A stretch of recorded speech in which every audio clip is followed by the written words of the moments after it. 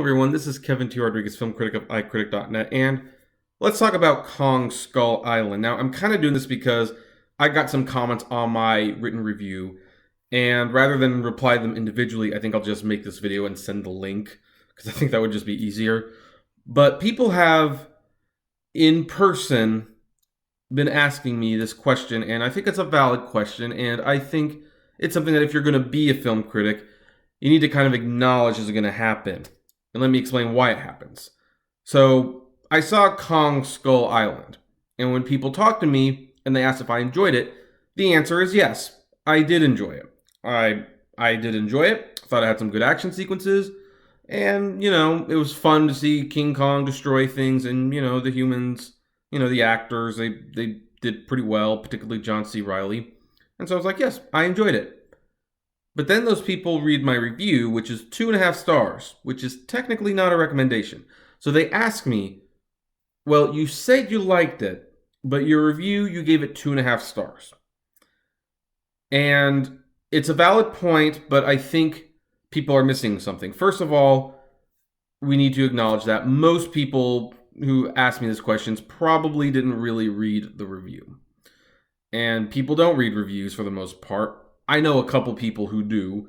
They actually read my reviews and they, take them in and they examine them. And then I know a couple people who actually, even though they know me personally and they respect my opinions, they just won't read a review because they don't want anything to be spoiled, which is funny because these very same people have no issues watching trailers, but I'm the spoiled sport. I'm the one who's going to ruin the movie by dissecting what I did and didn't like about it, even though I actually make a conscious effort not to spoil the movie. Okay, for the record, if that person, if you're watching this, still like you, you're still a cool person. I think it's funny, but, whatever. But here's the thing.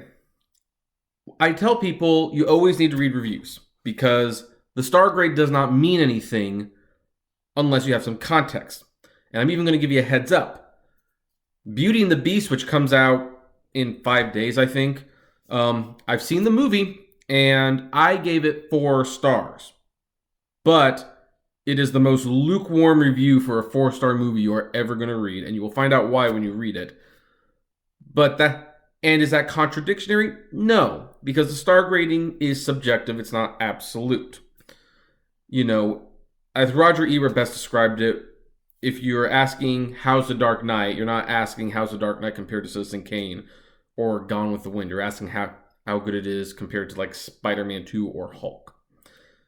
And so that's kind of the way I've approached Kong Skull Island. I'm comparing it to other monster movies. I was frankly way more impressed with Godzilla from a couple of years ago. I think Peter Jackson's King Kong was a much better movie as well. But this new Kong movie, it does have some good action sequences and it's fun. And it's not like it's very terrible by any means. It's just very routine.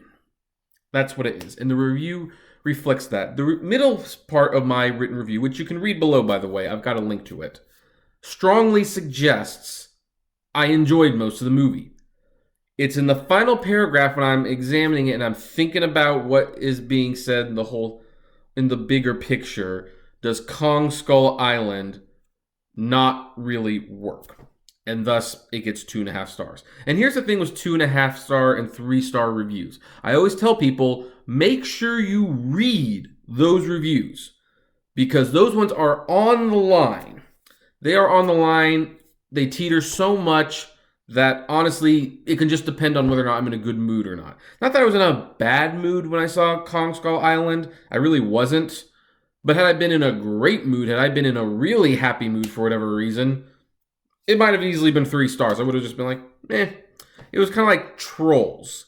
Trolls is probably a 2.5-star movie. But I was in a particularly good mood that day. It wasn't offensive. I liked the music. It was colorful. And it was kind of like, okay, whatever. Just kind of go with it. It's a kid's movie. And I've certainly seen a lot worse that's sold to kids. I mean, people tell me Trolls was a terrible animated movie. No, Storks is a terrible animated kids movie.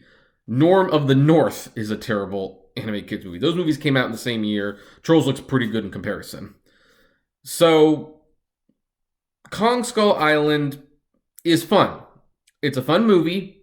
It's nothing more, though. And you know what? You can enjoy movies that aren't good. Like another movie that I technically did not give a passing grade was Tron Legacy. I gave that 2.5 stars. I didn't think it worked overall. It had some story issues, but you know what? The effort was genuine and it was authentic. And I like the visual look and I even like the characters. So you know what? I don't mind watching it once in a while. And it had a really good use of 3D, which now that movie producers are making less and less Blu-ray 3Ds, definitely cherishing the Blu-ray 3Ds that I have that are good. So I'm just saying. And the main reason Kong Skull Island didn't get 3 stars because I was about to give it 3 stars. It was very close. But honestly, I can't see myself thinking about it very often. And it kind of failed a measuring stick of mine. I have this measuring stick for movies where I tell people if the conversation for the movie does not extend beyond the parking lot, then I think you just wasted your time. And Kong Skull Island did not evoke much discussion past the crosswalk. So I kind of had to fail it on that level. And I doubt I'll be thinking about it in 2 weeks. I doubt I'll be buying the Blu-ray. Really, I don't see any reason to. But then I hate it? No, it was enjoyable. You know, if someone said, do you recommend it? And I knew that you liked monster movies and you liked action movies, why not? It's perfectly serviceable. But I've seen better monster movies, and the review reflected that. So that's why Kong Skull Island, I can honestly say I enjoyed it. I can even kind of recommend it to some people. But it's not a good movie, and the review score reflects that. And I think as critics, we kind of need to acknowledge when that happens. And trust me, I'm going to do a follow-up video about a different movie. Actually, no, I don't need to do that. I've already made that video. I've made so many videos. Like, once you start doing YouTube, you start forgetting things. But I made a very similar argument for The Good Dinosaur, where that was 2.5 stars, but that was not a recommendation.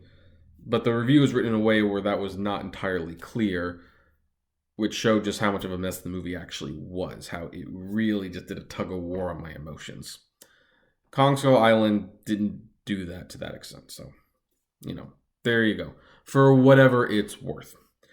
And that's all for today. What do you guys think? Did you like Kong Skull Island?